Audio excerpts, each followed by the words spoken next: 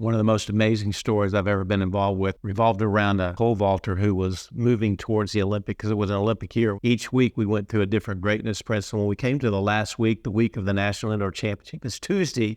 In practice, he shatters his pole, and the bottom of the pole hits him right between the eyes and just goes right up through his skull. He's in a pool of blood. EMS comes in. They don't know if he's broken his neck. He's unconscious. They take him to the hospital. He goes into shock. They air vac him over to the Kansas City Trauma Center.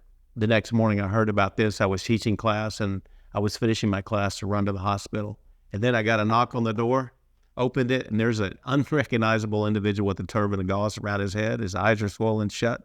His face is black and blue, and he's got a smile on his face. He sat down. I said, "What are you smiling about?" He said, "I'm going to jump with 32 stitches in my head, and I'm going to have a testimony that these greatness principles work."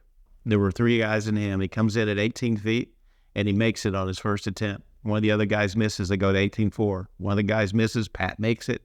He goes to 18.8, his personal record, the stadium record, and the meet record, and he makes it. The guy that he's competing with barely makes it on his last attempt. They go to 18.11 1/4, new stadium record, new meet record, new personal record, and there's Pat, and he makes it on his first attempt. Personal record, stadium record, meet record, and he wins the National Indoor Championship with 32 stitches in his head. And he says, "I've got a testimony now. These greatness principles work."